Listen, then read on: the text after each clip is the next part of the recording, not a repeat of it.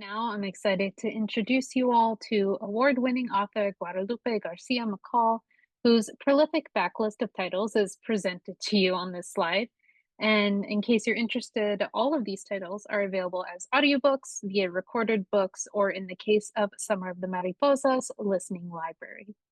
We would also like to give a special shout out to Echoes of Grace, which was recently named one of the best books of the 21st century so far by Kirkus Reviews. And before we bring her out, I, of course, would like to introduce Guadalupe's exciting new young adult novel that's releasing this October, Fall of the Fireflies. This new novel expands the world of her beloved Summer of the Mariposas, which has nearly 1 million copies in print. But don't worry, readers won't have to be familiar with Summer of the Mariposas to enjoy this new series.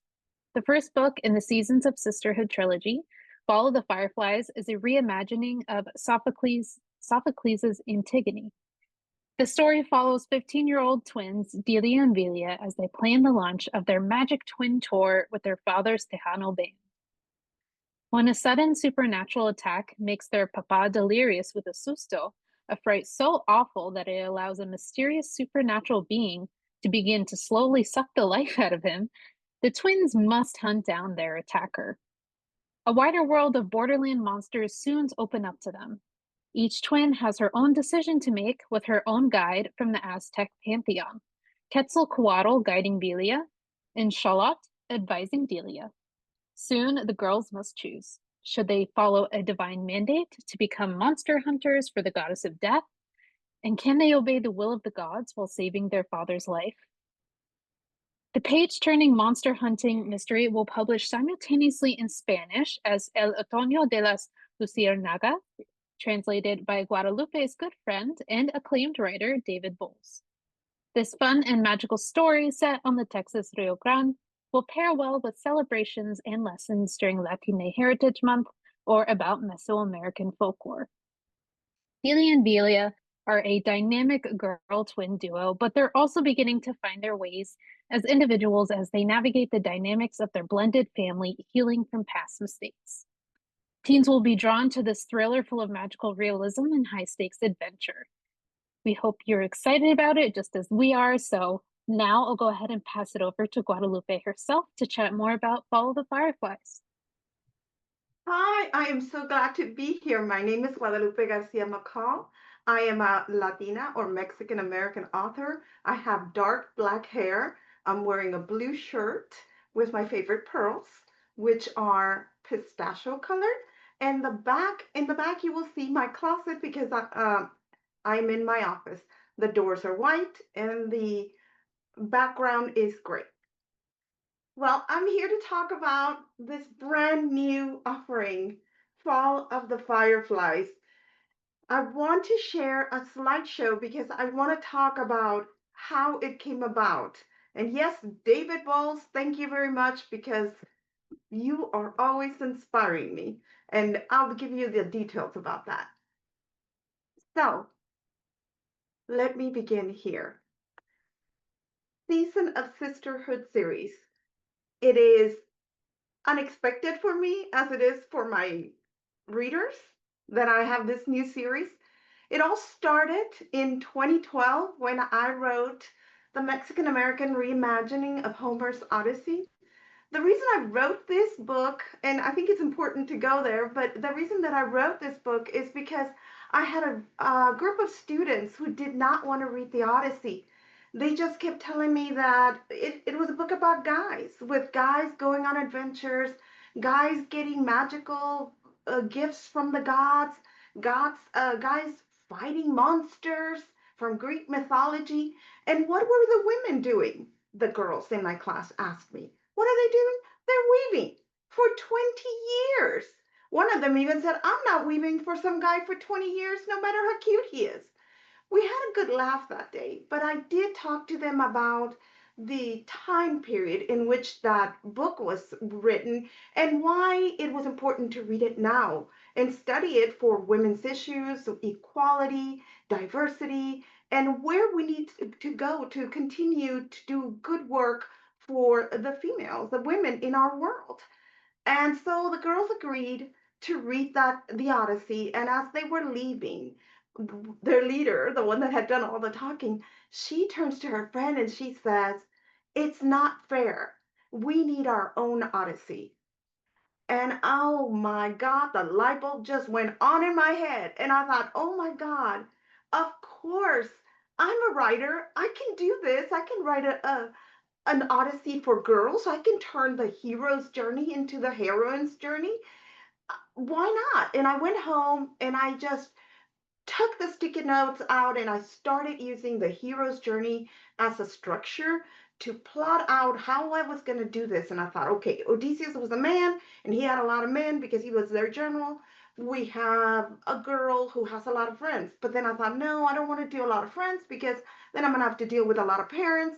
And I thought, wait a minute, Odysseus's men never listened to him, just like my sisters. I have 5 sisters and they never listen to me. So there we go. I'm going to be Odelia and my sisters are going to be coming along on the adventure. Why not? We have Mexican monsters. We don't need Charybdis. We don't need the sirens. We have the lechuzas and the chupacabras. We have nahuales and brujas. We have all kinds of monsters in our mythology. And then I started thinking about Athena and the gods that were involved in the Odyssey, and I thought, we have our own gods. We have our own pantheon of Aztec and Nahua peoples in their legends and lore. And I thought I can do this. So I just did the whole thing. It it wrote itself. I felt like I was a vessel and I was just writing this story of adventure where the girls find a body in the Rio Grande and they're so empathetic to the loss of that life that they feel like they have to take it home to its family and thus started their adventure. Of course, they angered somebody along the way, just like Odysseus, and then that person sent about the chupacabras and the lechuzas and the nahual after them, and the girls had to meet to atone to the goddess Tonantzin. So they went on an entire adventure. Well, that book just took off, and I've been so fortunate that almost 1 million copies have been sold and that I've been able to visit so many schools across the country. But the biggest takeaway for me when I went to those schools is they always wanted 2 things. They wanted to know when the sequel was coming out. When are you going to write another one? And they would always tell me, I want to hear Juanita's story, or I want to hear Velia's story, or the twin story, or Pita's story. And I would always say, well, I don't know. And then and the second thing they would always ask is, when is the movie coming out? I was like, I don't know. So one day I'm sitting there writing in the middle of the night, like, late into the evening. And I get a text message from David Bowles, who is my collaborator. And he says, hey, I was thinking, what if blah, blah, blah happened to Pita? And I was like, what? And I started thinking about it and I wrote back, yeah. And then what if she did this, this, and this? And then he goes, yeah. And then her mom would say this, and this. And before you know it, we're having this entire huge long thread of text messages where we're inventing a new adventure. And then I said, oh my God, David, can I write this? And he said, you better write this. I want to read that book. Most of these ideas are yours anyway. I just kind of started the thread. And so I went ahead and I started writing the story of Pita. And I'm like, not kidding you, halfway through that, when all of a sudden Juanita in my brain, because I see the books as movies in my brain, she says, don't get it. Why does Pita get her own story? I'm the smart one in the family. Why does she get God helping her? I'm the smart one. I'm the one that should be going on this adventure. I'm the one that should be getting God's helping me. And then I was like, oh no, please don't do this. And then the twins started arguing that no, they needed to go on their own adventure. And before you know it, I'm like, stop, think, plan. And there it went. I created 3 separate storylines, one for each of the sisters. Of course, um, I couldn't separate them. Um, when I'm talking about Velia and Delia, because they're twins and they've always done everything together, finished each other's sentences. But then once I started writing their own stories, so I thought, okay, where do they fall chronologically? And I found out that they were not in order of birth, but that's okay because that's just the way things fell in the scope of this series. So we start the series with this very first book, of course, Fall of the Fireflies, and it is a reimagining of Sophocles' Antigone because, of course, in Antigone she has a sister, Ismene, who is not on the same page as she is. And so I thought, okay, why wouldn't they be on the same page? Well, it's 2.5 years later. They've grown, they've evolved, they've moved in different directions, which is something that happens a lot to twins. And then I thought, okay, well, that's what's happening then. The girls are 15 years old, not 12. It's been almost 3 years, 2.5 years. And when their father is attacked by a mysterious supernatural force, the twins are caught up in a rescue mission full of Aztec gods and things that go creep in the night, especially La Mano Pachona, the hairy hand, a monster severed hand that has like ideas of her own. And so they don't know what this thing wants or why it's attacked their father. But they do learn from their grandmother that it's not susto in the way that people think of susto, this really crazy kind of maddening kind of fright that people consider susto. Because I was talking to David about that, and David said, "You know about the three souls, don't you?" And from the Nahua tradition, I said, "No, I don't know what you're talking about." He said, the Nahua people believed that we have three souls, and we have one tonagi, which is in your brain, and it is part of your personality. And then there is the toriolia, and that is in your heart, and it's your passions. So while this is your conscious, this is your passions. And then the third one lives in your liver, and that's your coraje, your passion that is so exalted that it wants justice, and it has all these strong emotions. And so that's where bile comes from, right? From the strong emotions. And he said, but out of all three, the only one that can leave your body is the tonai. It's your conscious. And so when it leaves, if it doesn't return, you die. And I was like, oh my God, people say you die from susto. So the girls, that's what's happening. The girls have to go and find out who took Papa's tonai and what do they want with it and can they get it back.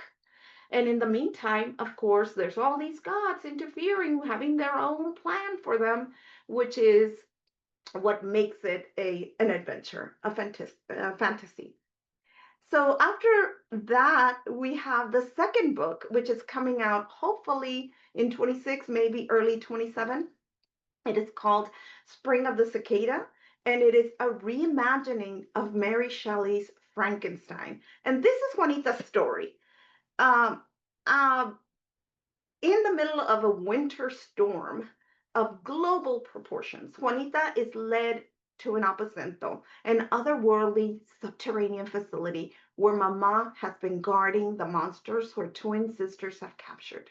The goddess Chi, sorry, Chalchiplique asks her to undertake the mission now that she knows the family secret. But biomedical engineering student Juanita has other plans. She believes these supernatural creatures are more than important. Their resilience and ability to adapt, evolve, and survive in magical, mysterious ways could help us save the world's flora and fauna from extinction. And Juanita's just been given the keys to the kingdom. And so she's very um, smart, but a little misguided in thinking that she can create life, just like Frankenstein did. And I can't wait for you to read that story. I'm actually revising it right now, and it's turning out so beautiful. The last story is in the Seasons of Sisterhood series is book 3, Winter of the Witch Moths, a reimagining of Beowulf. And this is Pita's story. She is now 16 years old. Says as Pita comes into young adulthood, she must defeat her personal monsters and step forward to save herself, her family, and her community from the dark forces that want to transform her into one of their own. In this personal journey of transformation, Pita learns to harness her anger to become Paloma Negra, a superhero working with her sisters Delia, Velia, and Juanita, chronicling their adventures on their YouTube channel, Cucuy Hunters of the Rio Grande. And you see that in the first book. And making the world a safer place, one vanquished monster at a time.